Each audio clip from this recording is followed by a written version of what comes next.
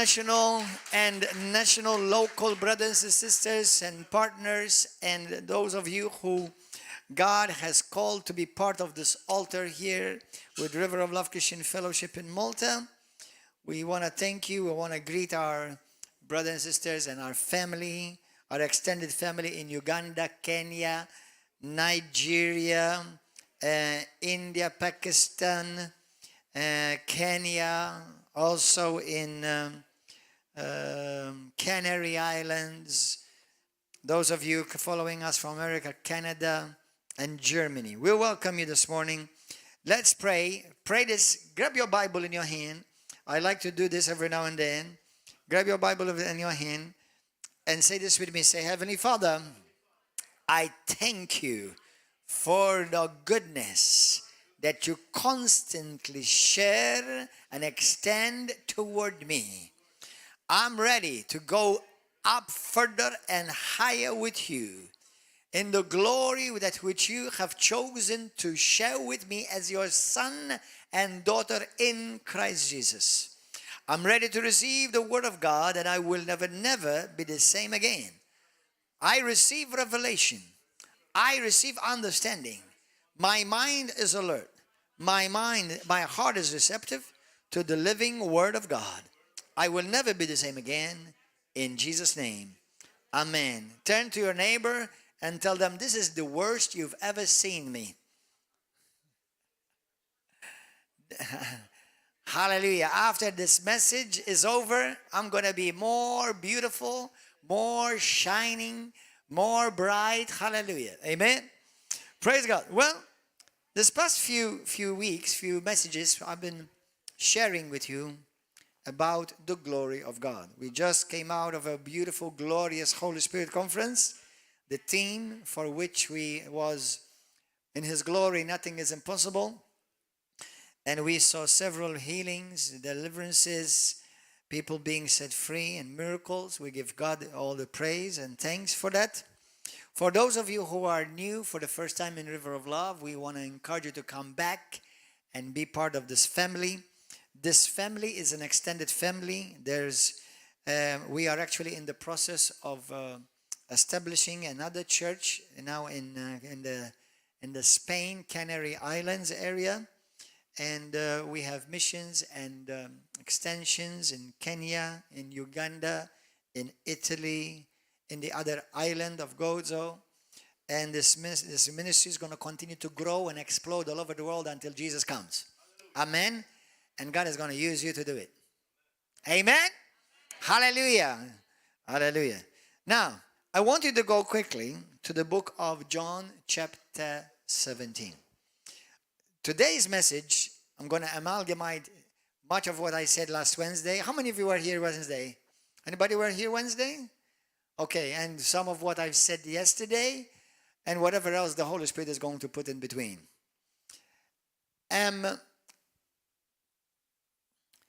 I have found out in my walk with the Lord for 27 years, 28 years now going to. We are constantly growing in revelation of the Word. When you're born again, you obviously don't know everything. As a matter of fact, let me share quickly about myself. I was religious. I loved Jesus in many ways, but in a lot of ignorance because I did not know the Word. I was not encouraged to open the Bible or read the Bible. As a matter of fact, quite the contrary, to be honest. Now, when I was saved, I was born again on the 1st June of 1995 because somebody shared with me that I must be born again. Even though it was in the Bible for thousands of years, I never saw it because I never was told about it. Amen? So when I was saved, I became a Christian. I started a relationship with the Lord.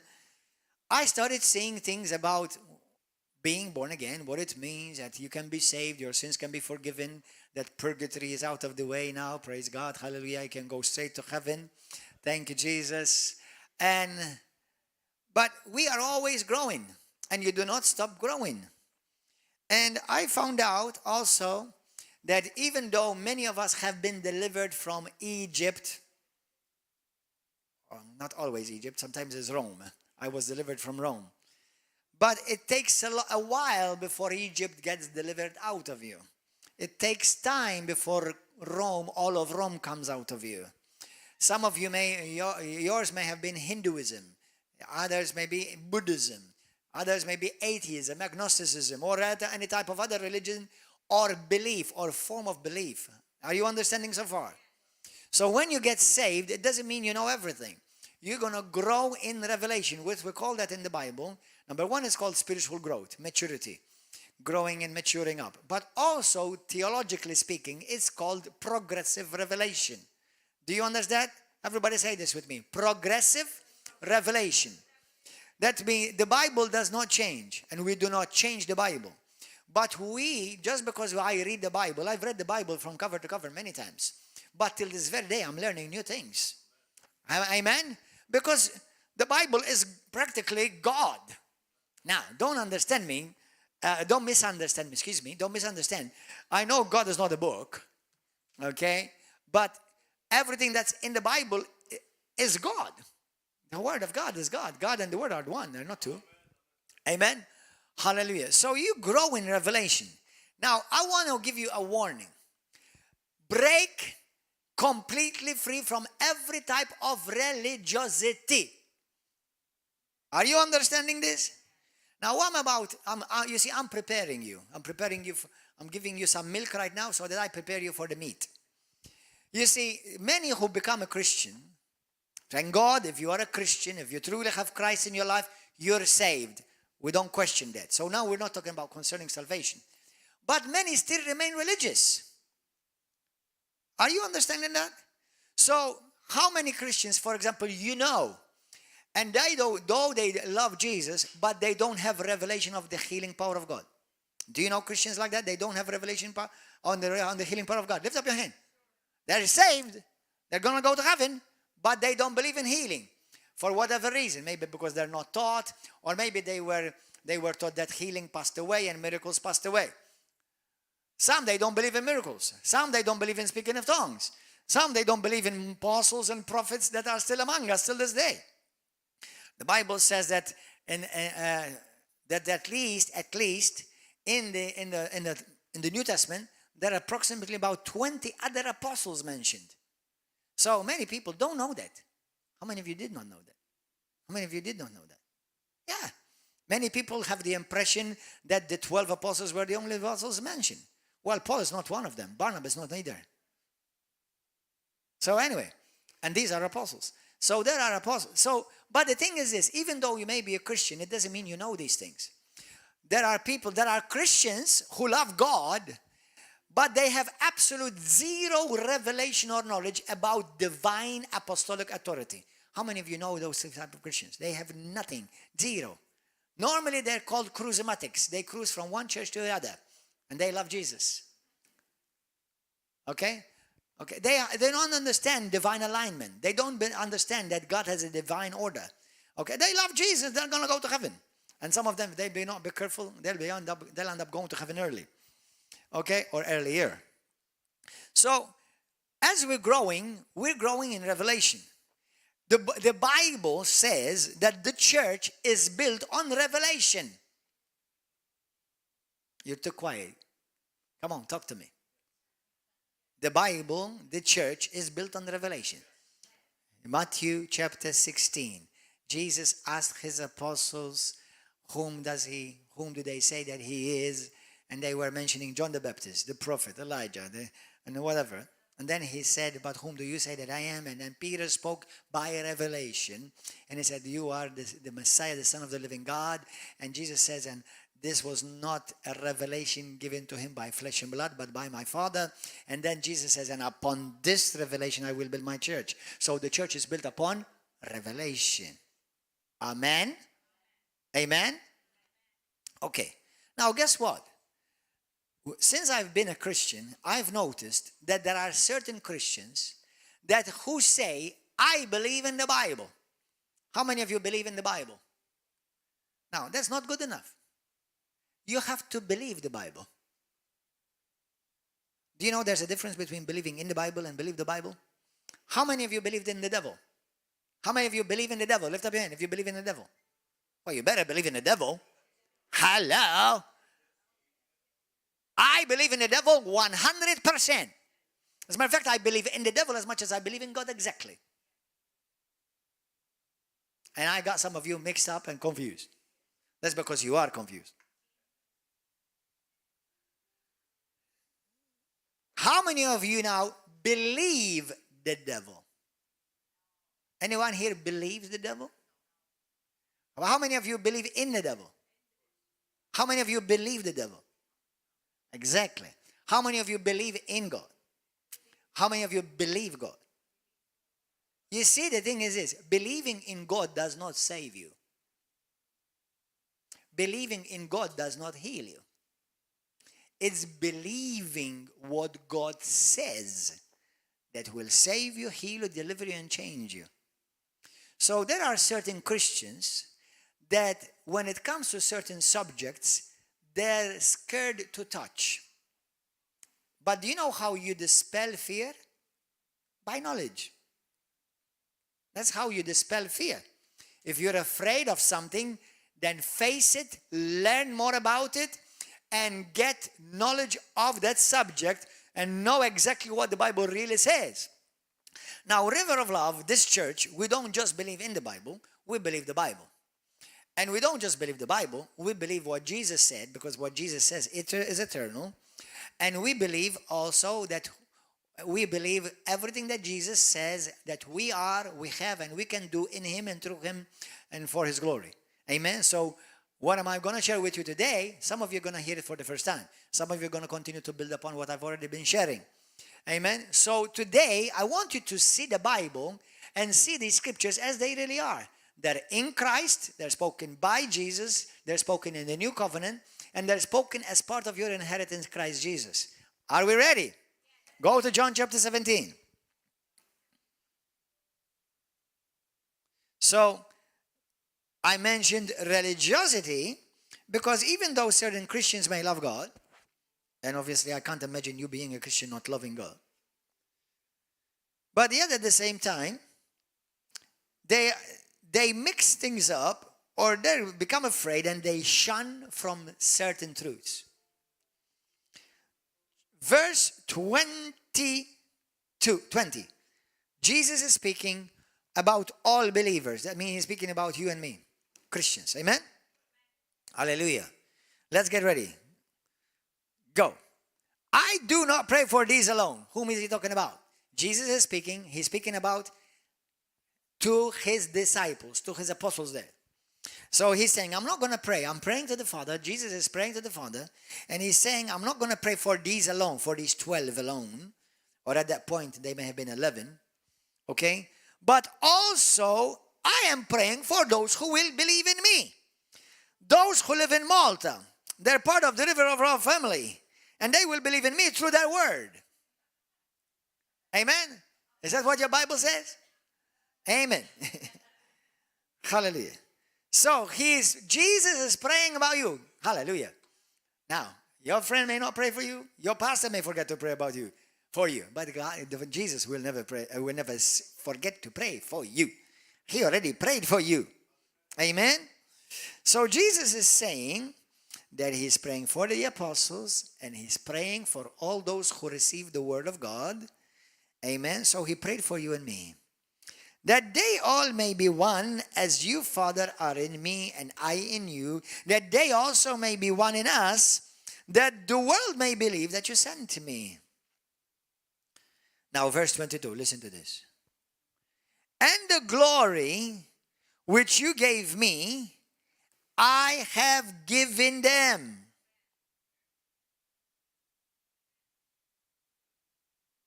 That they may be one, just as we are one. Hold on. Jesus said, this was the idea of Jesus. Everybody say, this was the idea of Jesus. Not the idea of Pastor Gordon, that enthusiastic guy. No, this is the idea of Jesus. Amen? What was Jesus' idea? That the glory which the Father gave Him, He gives it to His people. Now, we've got people nervous. Even though it's in the Bible, and even though it's in New Testament, and even though it's Jesus speaking, not Moses or Elijah, still people are nervous. Because all their lives, Christians, they only heard one part of the truth about the glory. Don't touch my glory. Or I will share my glory with nobody. Right? How many of you have heard that? But do you know what context is God there in the Old Testament talking about there? He's talking about, number one, he will not share his glory with idols, with statues. And that word glory in that context means I will not share the praise, the adoration, and the worship, which is due to me only. I will not allow and tolerate you going and say, praise you to a piece of wood.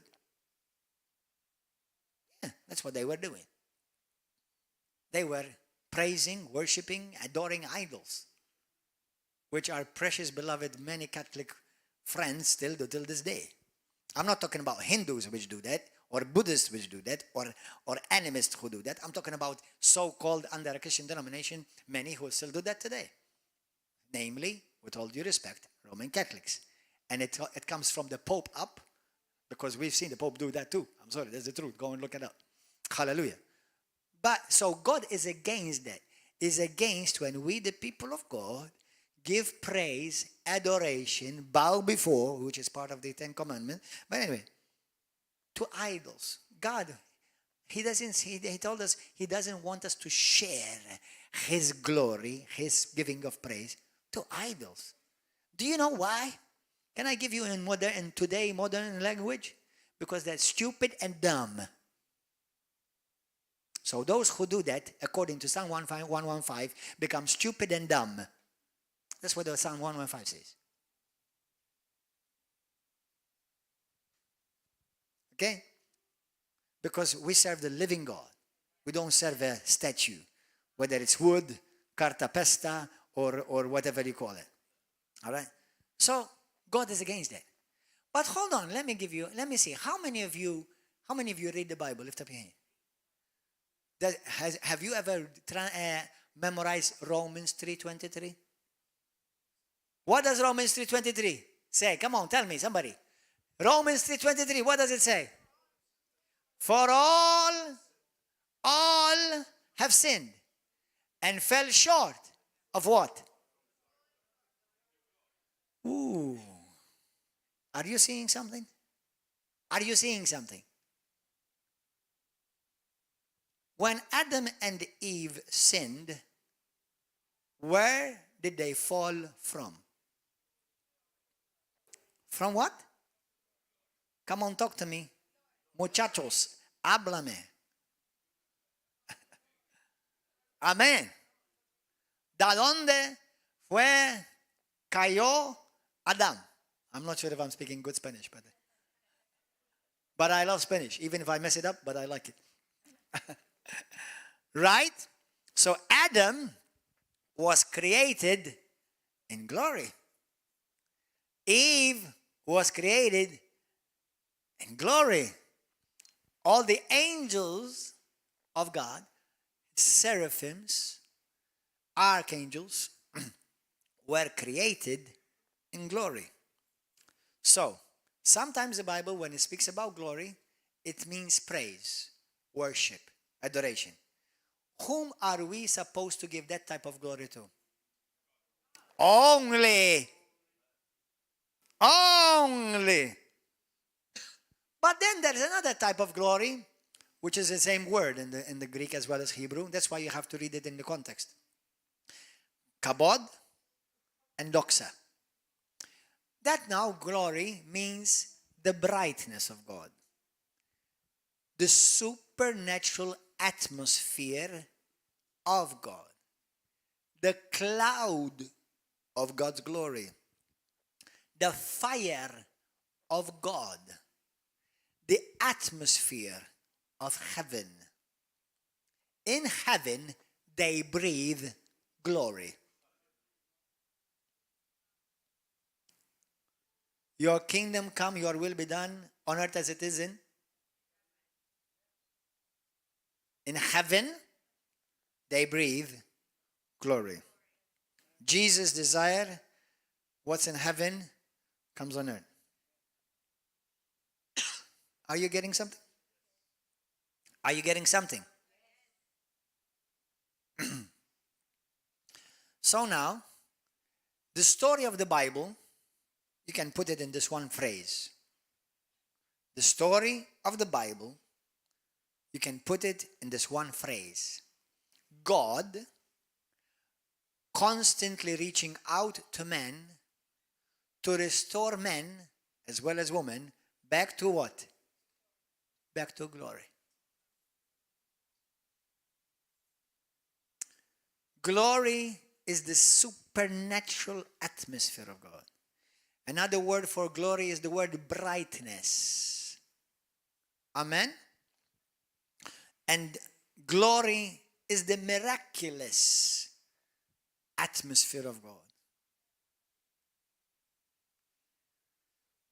So we are going to find out today that you and I have been called back. God wants you to go back and live in glory. Yeah, that's your calling.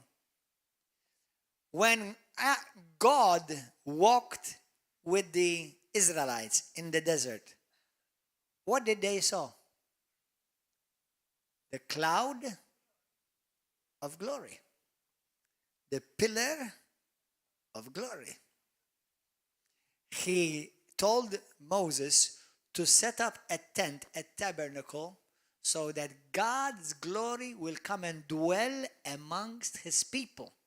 But it was temporary. Are you getting something? When the Lord spoke to Moses and Aaron, and he gave him all the full detail. By the way, God is a fashion designer. Did you know that? God is a fashion designer.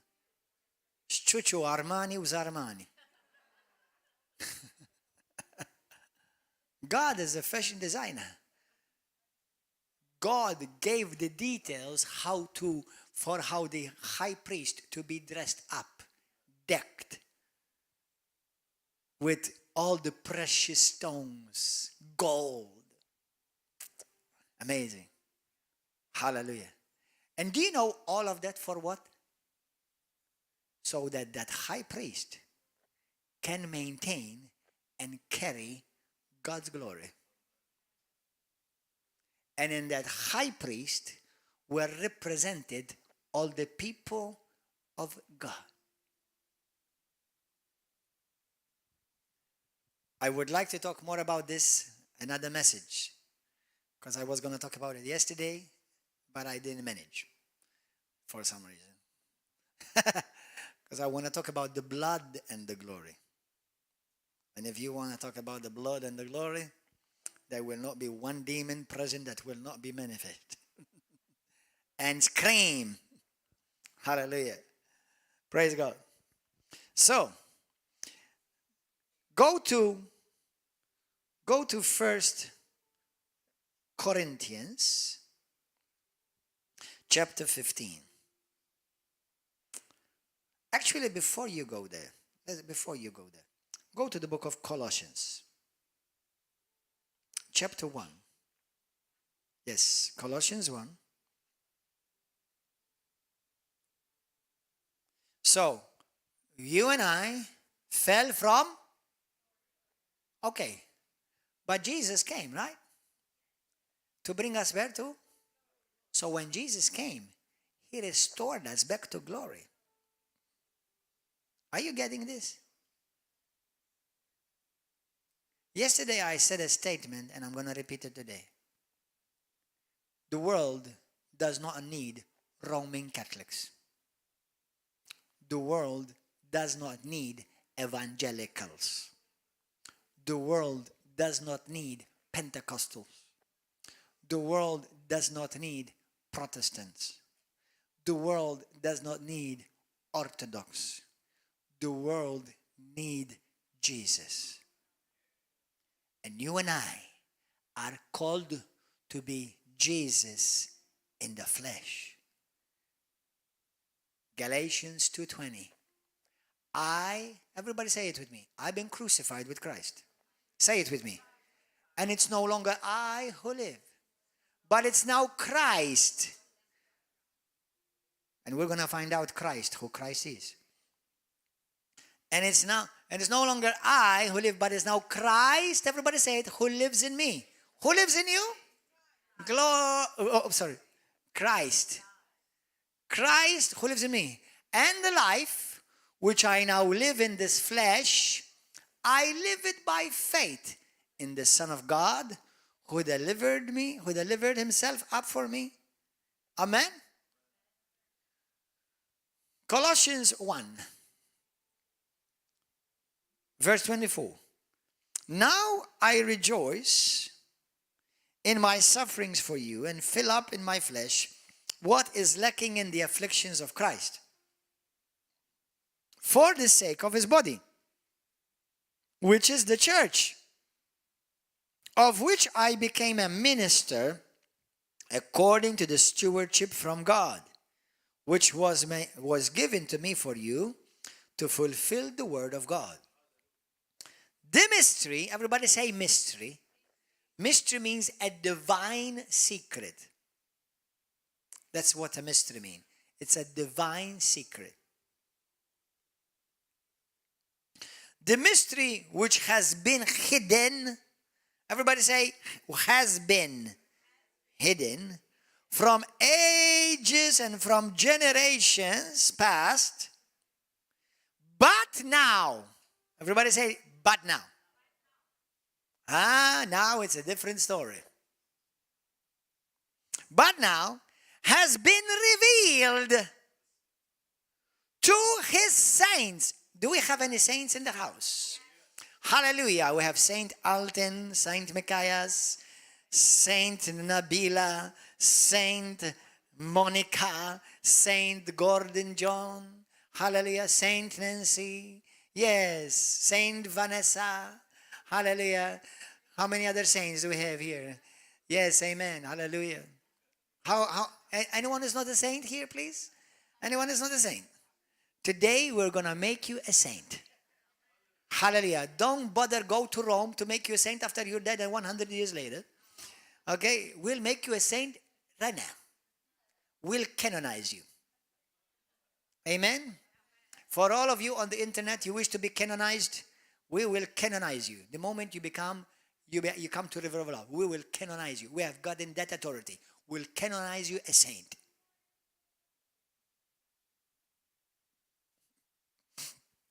Hallelujah. Thank you, Lord. So, it says this now. But now this mystery has been revealed to his saints. That means you and me. To them, to us, God willed. This was God's will. It was not my idea. So stop blaming me for it. It's God's idea. God will to make known what are the riches of the glory of this mystery among the Gentiles, which is Christ in you, the hope of glory. Christ in me, the hope of glory. Everybody say it. Christ in me, the hope of glory. Hallelujah. So what is it saying now? It's saying this. Every true born again Christian, the glory of God is already in him. Right? That's Bible. That's basic ABC Bible. Amen? So,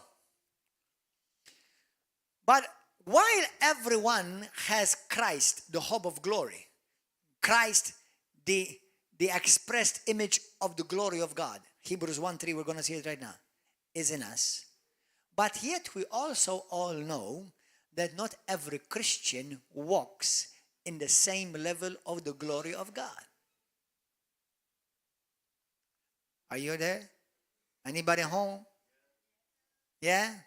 So, you see, the Bible talks about levels of glory. right? Levels of glory. Like many things. Levels of faith. Small faith, little faith, great faith. There's also levels of grace, from grace to grace. Some of you know the scripture, 2 Corinthians 3:17-19. What does it say? We're going, we're being transformed, we're being changed into the same image of Jesus, into the same image of Jesus. Same image of Jesus. From what? From glory to glory. So, God has given us everything that we need to go back to that first place of God's intended plan that never became second plan. It always remained first plan. And do you know what is the second plan? Stick to the first plan. Amen. Hallelujah. Praise Jesus. Healing is flowing right now. Somebody's being healed from spasms in your back. You've had back spasms. God is healing you right now. Receive your healing. Now, Hebrews 1:3 says, Jesus, who being in the brightness of his glory, he is the express image of his person. Did you see that? When we saw Jesus, what did we see? We saw the glory of God impersonated. Amen? Hallelujah. So we are growing from glory to glory. Now, I can give you formulas, but I don't like formulas. I like principles. People who grow in the glory of God grow. You see, if you're truly born again, then the glory of God already abides in you. Okay? Christ. But listen, brothers and sisters. Many Christians are not operating in the glory of God. As a matter of fact, I would say the majority of Christians I know, they don't operate in the glory of God. If you walk in fear, you're not walking in the glory of God. If you're afraid of corona, I'm not talking about the beer.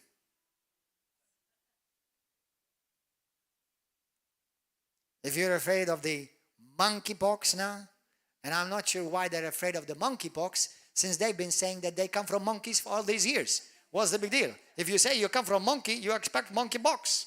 Hallelujah. So since I don't come from monkeypox has no hold over me. Hallelujah. Because I come from God. I have the divine nature of God on the inside of me. Hallelujah. Hallelujah. So I know. Hallelujah. So if you've been saying, we come from monkeys, no wonder you have monkeypox. Hallelujah.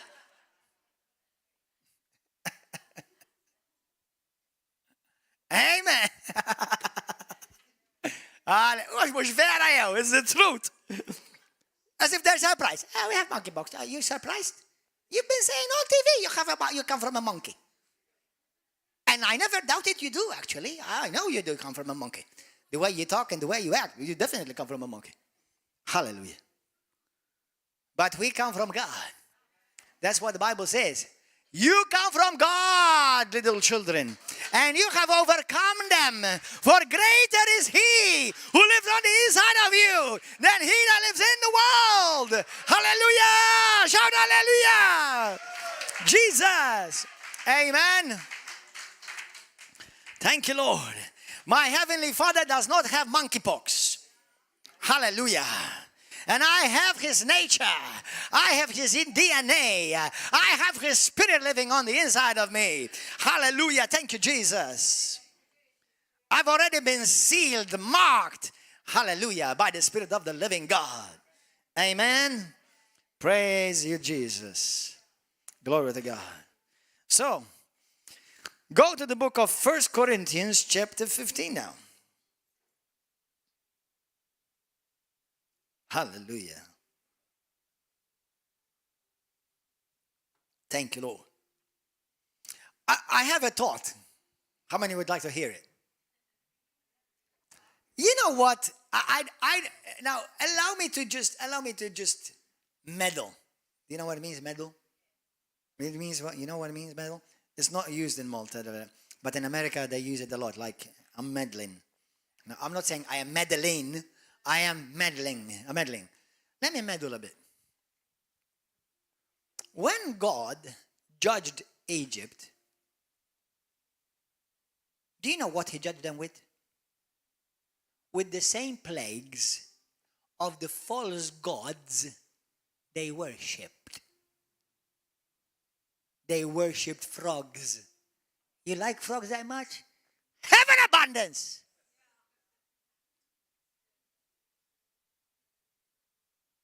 You like snakes? And you like gnats, right? You worship them and you put them on a tattoo on your hand and on the wall. Well, let me send you an abundance of them, since you like them so much. I wonder, now this is just me talking, okay? If God, in his supernatural, glorious, divine wisdom, for all those people who've been saying on TV for so many years, we come from monkeys, says, since you come from monkeys, why don't you share with the monkeys what the monkeys share? Now that's me. You take it for whatever its value.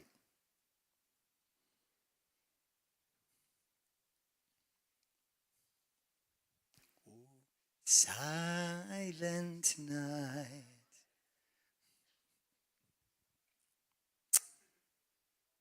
Hallelujah. Amen. 1 Corinthians chapter 15. Hallelujah. Somebody say something good is going to happen. Thank you, Lord. Thank you, Jesus. Verse, let me see. Let's go to verse, yes. From verse 4 to 6.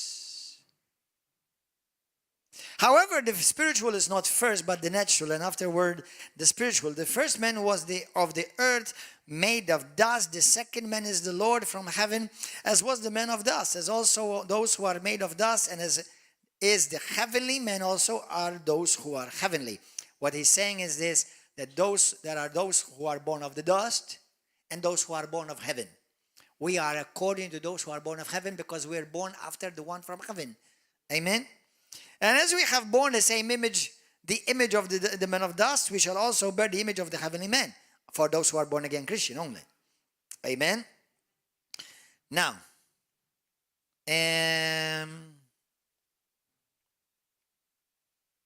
let me go to, find it for me, Brother Elton, where it talks about the moon, the sun, the moon, and the stars. There you go. No. The glorious body. Verse 35. I think this is the one, right? Yes, that's right. Okay, but someone will say, how are the dead raised up? And with what body do they come? Okay, and then he's explaining to them how when we are buried, we shall receive a glorious body. This body also will change one day. Okay, and everything that is sown, it will reap a flesh accordingly. Now, verse 39, all flesh is not the same flesh, but there is one kind of flesh of man, another flesh of animals, another flesh of fish, and another of birds. Now, listen, this is what I want you to see. Finally, we found it. There are also celestial bodies and terrestrial bodies, but the glory of the celestial is one, and the glory of the terrestrial is another one. There is one glory of the sun, another glory of the moon, and another glory of the stars. For one star differs from another star in glory. What I'm seeing, why I told you to read this passage, is because what I see in this passage is the different levels of glory. There are the stars that shine bright. But then the moon shines brighter, right? But the sun shines brighter than the moon. Now, I believe there are levels of glory. If you read Exodus 34, Leviticus 8, Exodus 33 and 34. Read them together. Paul mentions it in 2 Corinthians chapter 3, which I'm going to read for you in a moment. But God is speaking to Moses, and Moses says at one point, he says, Lord, show me your glory. Remember that passage? It's beautiful. Now, how many of you would like to grow in glory? Anybody would like to? Well, the Lord wants you to grow in glory. Amen. Hallelujah. If you read Exodus 33 carefully, you see there was Moses and there was Joshua. Joshua is the prophetic name of Jesus. Moses gave them the law, but Joshua brought them to the promised land. Jesus' law will not save. Jesus will take you to the promised land. But something about Joshua was special. If you go and read Exodus 33 carefully, it says when Moses exited the tent of meeting, Joshua remained there. Joshua remained there. So what do we see? We see the key for glory, or at least one of the keys. Number one, you have to hunger for Him. You have to hunger for the presence of God. Brothers, if attending church is the amount of hunger you have for God, enjoy being a shining star.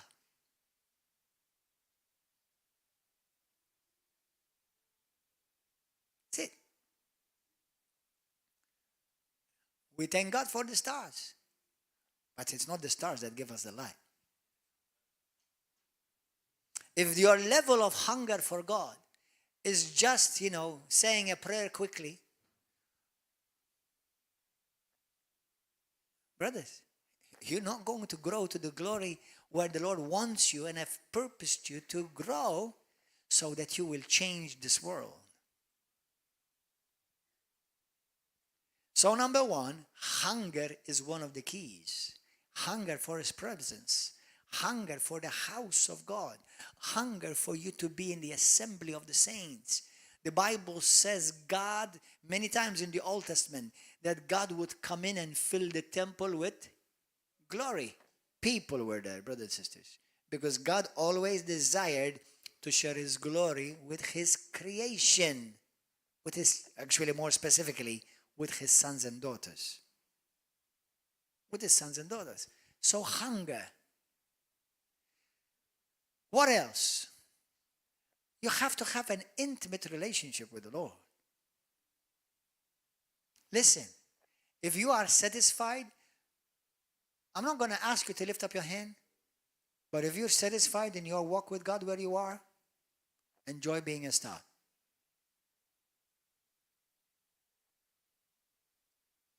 You have to constantly be growing, constantly be stretching, constantly be learning, constantly be hungering, constantly desiring Him, not just to have Jesus, but to be possessed by Jesus. Every inch of you, every ligament, every bone, every drop of blood. And what moves through your veins is the glory of God. So that if a mosquito bites you, it's going to die.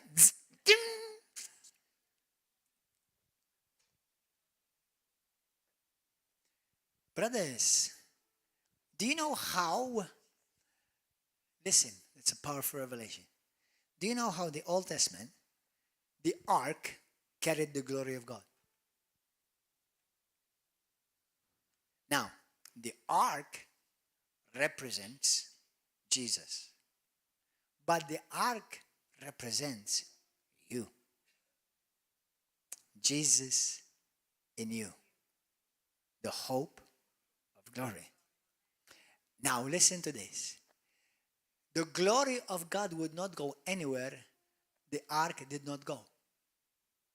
The glory of God in this earth will go wherever you go, because you're a carrier of the glory of God.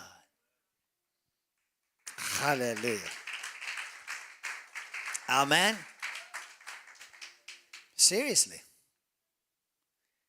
And some of you are going to need to go home and watch this again and listen to this again, to other messages on the glory again, because this is too much for many Christians.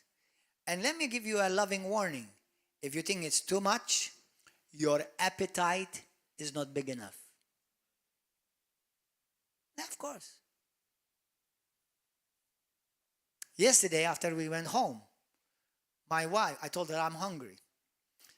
And my wife cooked me a soup because I wanted a soup with lentils.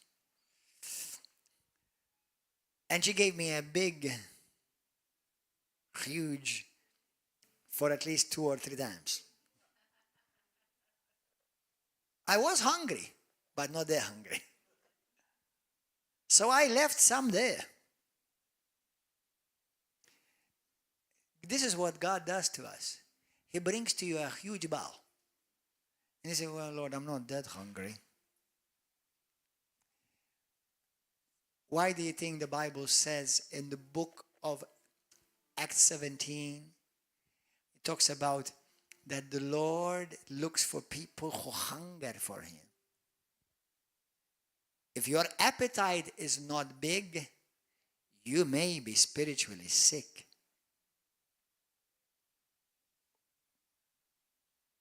If your appetite is not big, Pastor, I don't enjoy reading the Bible. I don't know why. It's just when I don't feel like spending time with the Lord, I find it boring. How can I solve it? By spending time with the Lord. By reading the Bible.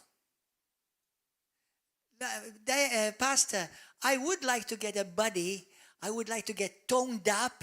And I would like to get nice definition of muscles and abs. Yo, man.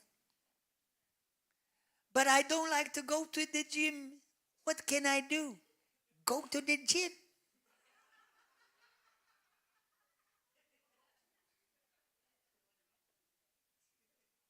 Hello.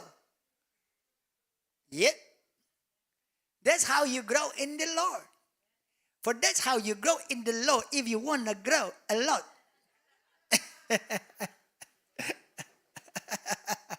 Amen, brothers. So how do I grow in the Lord? Hunger. How do I grow in the Lord? Read the word. How do I grow in the Lord? Pray. I don't feel like it. Get your feeling out. But Lord, get your butt out of the way and you'll be fine. Amen. Stop making excuses and just make exercises. Amen. It's true, brothers. That's how you're going to grow. You know, I don't always read the Bible because I feel like reading the Bible. I read the Bible sometimes out of pure discipline. Why do you think Jesus called them disciples? Because they're supposed to be disciplined. Amen. I don't always feel like coming to church. And then I remember I'm the pastor. That would be a problem if I don't come. It's called discipline. You don't grow without discipline. Okay? Do you know many people walk out of a marriage because they don't have discipline? Many people walk out of a job and they cannot stick to a job because they don't have discipline. Many people cannot get their healing or can maintain the healing that God gave you because they're not disciplined. You have to be disciplined. So, do you want to grow in glory? Every day spend time with God. Worship the Lord. Praise Him.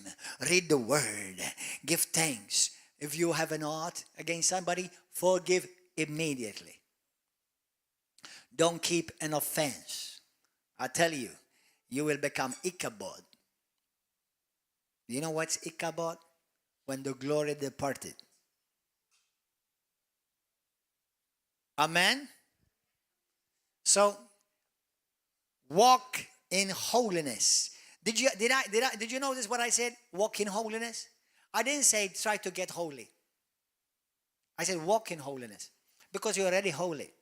Jesus made you holy. So walk in holiness. Walk in righteousness. Jesus already made you righteous. Walk in righteousness. Amen. That's how you're going to grow. There's no other way. If you want to be successful, do it God's way. As simple as that. Hallelujah. Magnify Jesus. Praise him. Glorify him. Give him thanks. Be obedient. Be disciplined. Some Christians say, well, I read the Bible, but what about the rest? Imagine I say to you, I have a really good, beautiful car. You know, but it doesn't have wheels.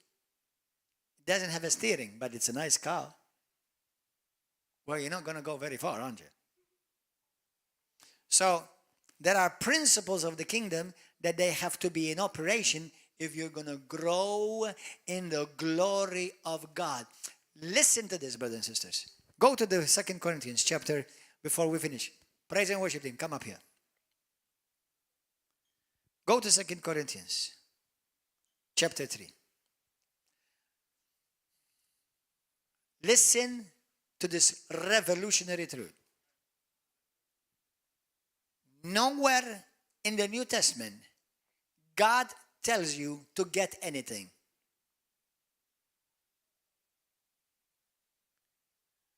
In the New Testament, you have already been given everything you need. Everything! When I say everything, literally everything. Holiness is given to you. Righteousness given to you. Faith given to you. Love given to you. Glory given to you. But you must walk it out. You must walk it out. If you're trying to get holy, you're going to miss it the first time you try.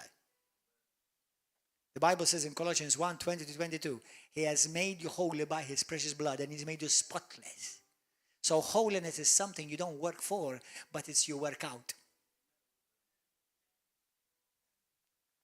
Righteousness is something you work for.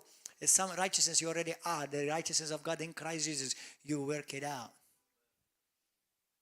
The Bible says that you've received the gift of faith. You received faith. To every one of you have been allotted the gift, a portion of faith. Or in the Bible, in the King James says, the portion of faith.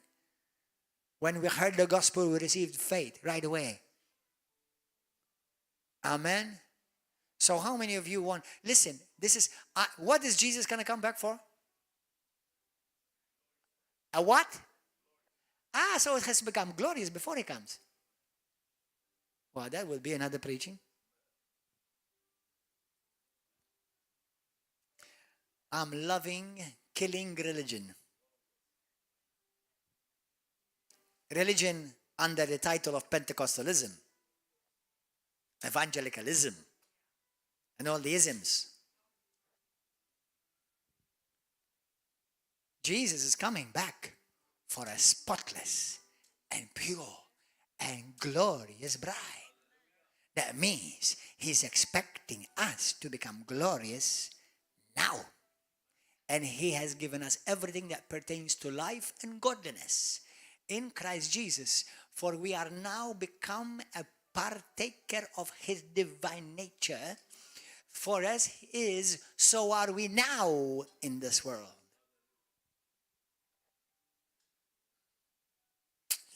Wow.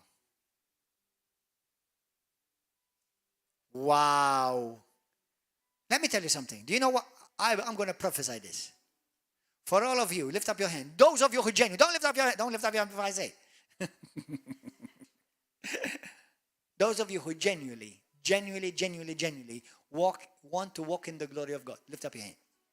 Genuinely. Now, listen, can I step on your toes lovingly? Those of you who are saying, lift up your hands and genuinely want to grow in the glory of God, you're going to have to get rid of certain things in your life. One of them is called laziness. Some of you, we only see you Sunday morning. Now I made some of you nervous. Now, if you genuinely can't because of work, I totally understand.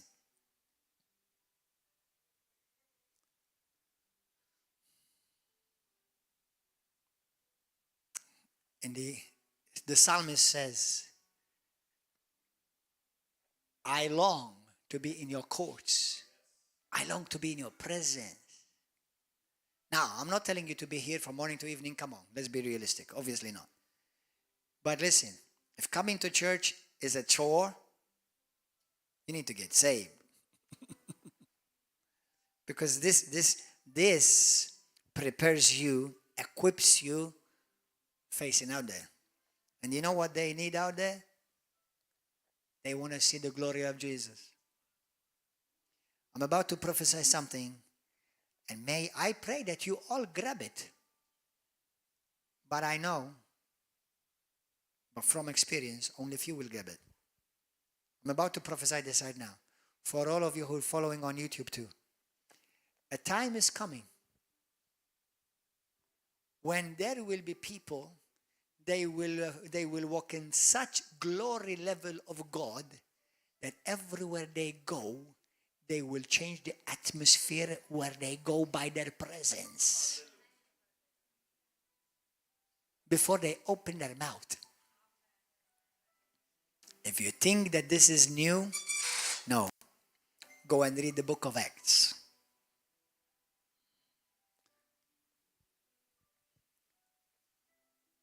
But before the glory manifests on the outside, it has to be very solidly manifesting on the inside.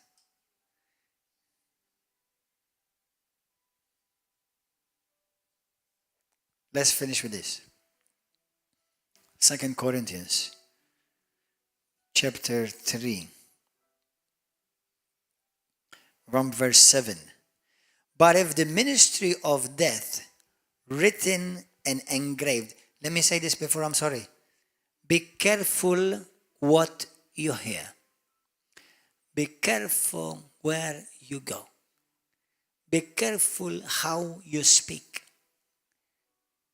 You see, what if it was for God, His glory never leaves you. So why does it? Because you scare it away. I'm not talking about the glory on the inside. That's permanent in Christ. I'm talking about the glory is so strong upon you that demons in that city will notice you're there. Wow.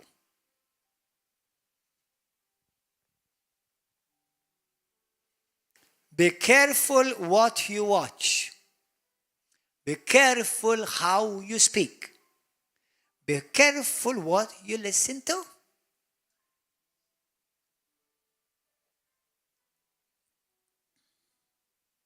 Be careful whom you hang around. Because if you're not changing them, it's because they have already changed you. Verse 7. But if the ministry of death, you know, that's the old covenant. That's the law. And it's the all 10 commandments. This is called the ministry of death.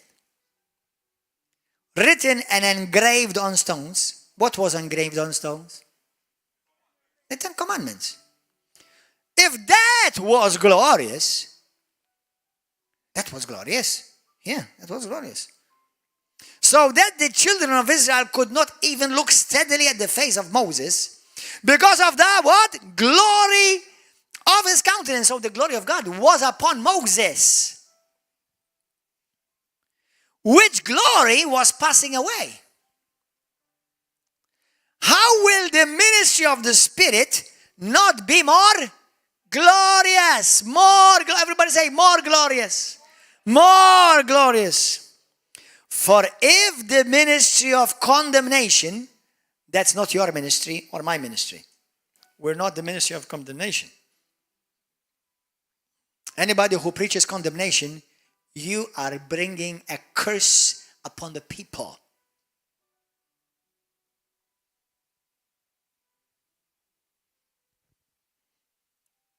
Do not confuse conviction with condemnation. Conviction is the work of the Holy Spirit. Condemnation is the work of the devil. Or of the law. But anyone today who calls himself a Christian and under the law, you're not a Christian. You have fallen from grace. For if the ministry of condemnation had glory, the ministry of righteousness exceeds in more glory. So are we talking about different levels of glory now? Yes. For even what was made glorious had no glory in this respect, because of the glory that excels. So the glory that we are in today in Christ is much farther, greater, glorious, much bigger. For if what is passing away was glorious, what is passing away or passed away now? The law has passed away, brothers and sisters. The law has passed away. You and I are not under one dot of the law, not even one comma. Remember, the covenant is not called improved covenant. It's called new covenant.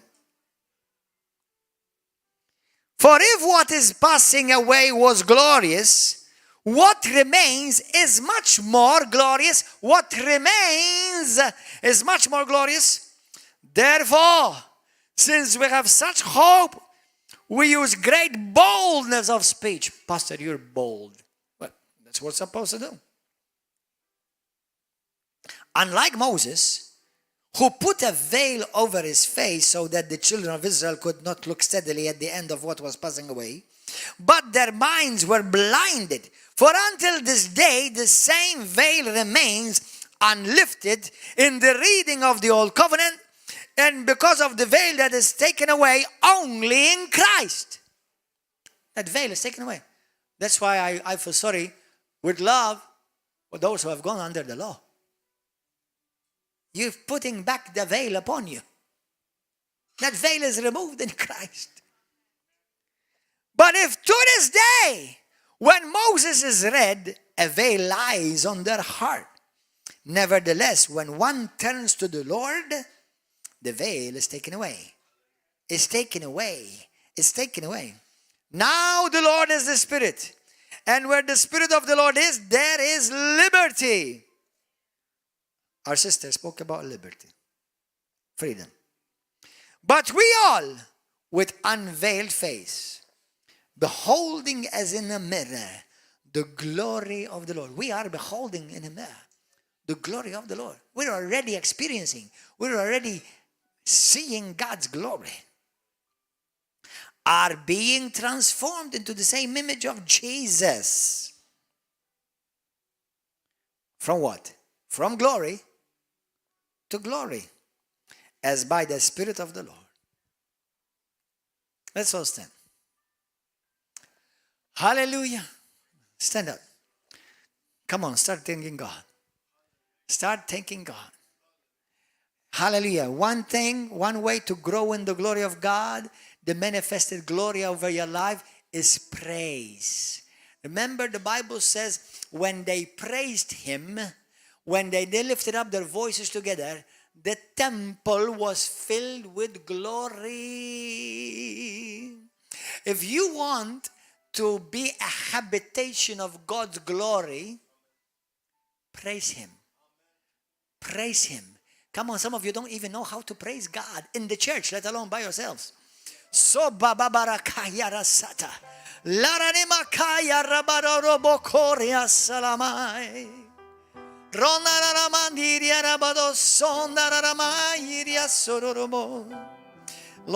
you are glorious. You are wonderful. You are majestic, holy God. You are beautiful, Jesus. You are wonderful, Savior. Oh, precious darling of heaven.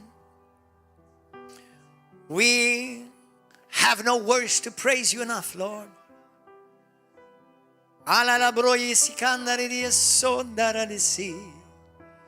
If you are here today for the first time, or maybe you're on YouTube, Facebook, or TV, and you're watching and listening to this, and you don't know if you're saved, you don't know if you're born again, you don't know if your sins have been forgiven, and you are not sure if you died today, you're on your way to heaven. However, you can be sure. You can have this assurance. You can have this certainty in you if you ask Jesus to come into your life, save you, forgive you, and be your Lord and Savior. If anyone here say to me, Pastor, I'm not sure if I am saved. I'm not sure if I am born again. And I'm not sure if Christ yet lives on the inside of me. yet. But I want to be sure today, I want to ask the Lord to save me. I don't want to go to hell. I want to go to heaven when I exit this tent. And I want to grow in Him, in His glory. If you are in this place, anyone here, you say to me, Pastor, I want to give my life to Jesus Christ today, right now. Lift up your hands. Anybody here? Lift up your hand. Anyone here want to give your life to Christ? Lift up your hand right now to Jesus. Lift up your hand. If you want to give your life to Jesus for the first time in your life, anybody in this place, you want to give your life to Jesus Christ for the first time? Okay, I'm going to give another call.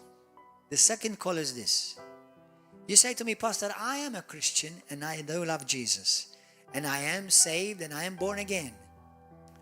But I am not walking, nor experiencing, nor do I feel like I'm growing in the knowledge of the glory of God. And I want to grow. I want to go from glory to glory. I want to walk in the glory of God, just like the apostles, the disciples, like Jesus, like many men and women of God all over the world. If that is you, how many of you would like to continue to grow in the glory of God? Lift up your hands. Hallelujah. Be serious about this.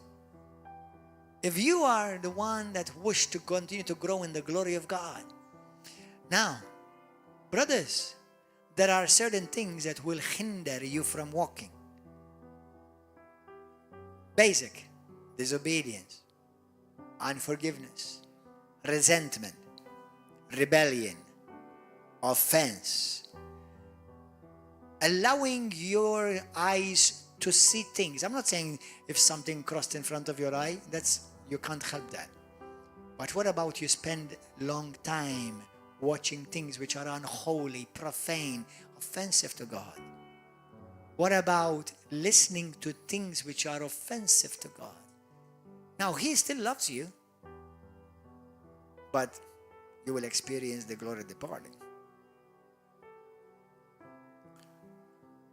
How many of you want to live? Today you say to me, Pastor, I want to consecrate my life totally. Spirit, soul, and body. When I say consecrate, let me tell you what goes through my mind when I say consecrate. What I imagine that goes on the inside of me. Now, you know how the Bible says that we cast down imaginations which are raised against the knowledge of God? But what about imaginations that are raised in accordance with the knowledge of God? Okay? So, you know what I feel through my veins sometimes? I feel like liquid lava walking through me, flowing through my veins. Now, do I have a scripture with that? Yeah, possessed by Jesus. Now, do you know, we're in this presence right now. The glory of God is here. And let me tell you something. As soon as you walk out of this building, somebody crosses in front of you in the street and you lose your temple. Somebody says the wrong thing to you. You lose your cool. You lose your joy.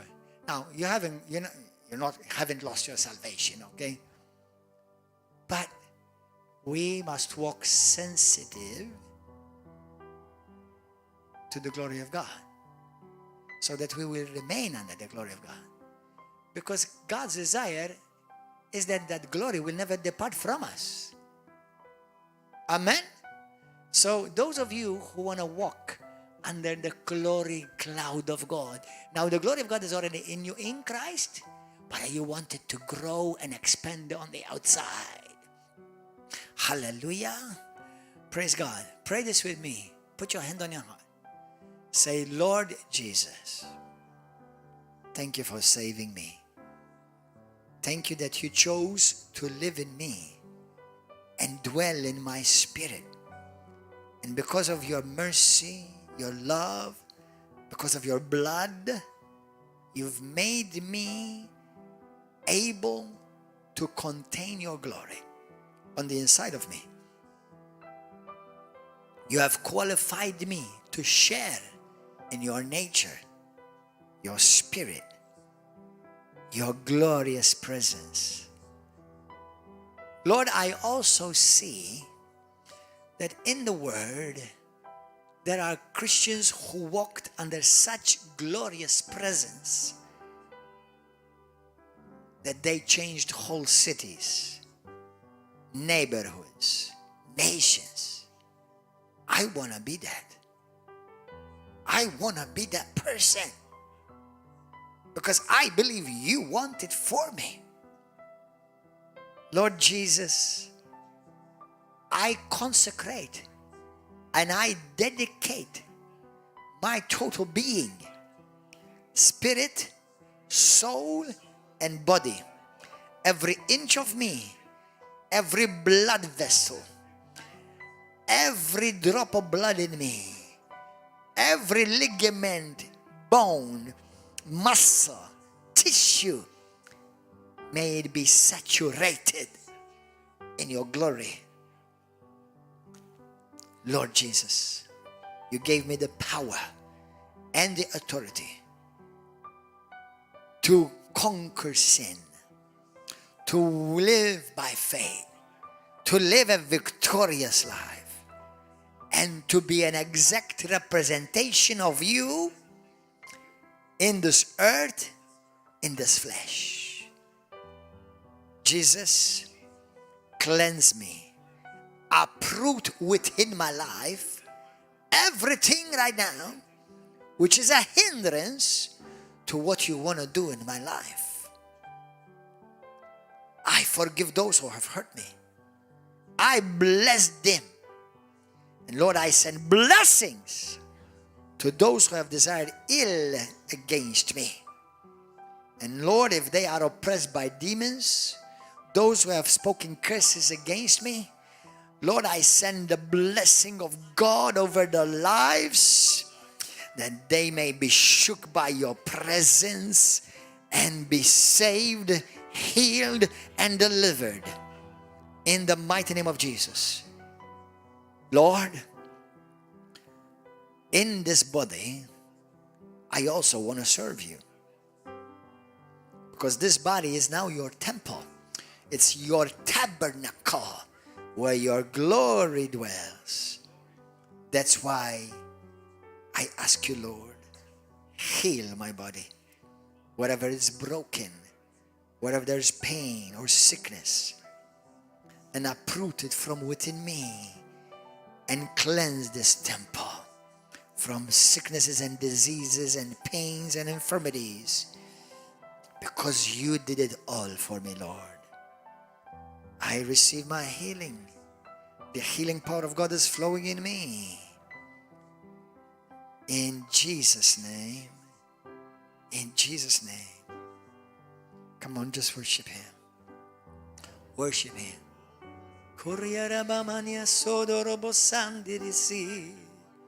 Soromandiria salalamando cobrayasa. Loro cadasindi la braioso. Draw us deeper to you, O God. Deeper in intimacy with you, Lord. Uproot every type of hunger and desire within me, which is for things that are disgusting, impure, abominable. Uproot it within me. And Lord, in the name of Jesus, I pray for those watching on YouTube and Facebook and TV, if there be any demon that's tormented them, every demon that has tormented them, every demon that has possessed them, afflicted them, I command that demon to leave that person right now. Leave in the name of Jesus. I send the fire of God over you, and that fire cleanses you and purifies you. And the blood of Jesus Christ washes all your sins away. The Lord loves you. He cares for you. He created you for this. Hallelujah. Praise you, Jesus. Thank you, Lord. Thank you, Lord. Anybody has a testimony? Anyone who has a testimony of God, what He did for you right now, what He did in you? Anybody? Praise God. In this presence, I don't wish to move. I don't wish to move from His presence. Hallelujah. The glory of God is here. How many of you sense the presence of God? The glory of God is in this place. Let's pray in the Holy Ghost for a few seconds. To all our beloved brothers and sisters in other nations, if you live in Malta, come and join us here every Wednesday, Saturday at 7 p.m., Sunday morning at 10 a.m. If you're following from another country, listen to this message again. There are other messages similar to this. You can look them up. And like this message, share it with somebody, and subscribe to this channel. Let us know where you're hearing us from, where you're following us with. Hallelujah. May God richly bless you, and may the glory of God rest upon you in Jesus' name.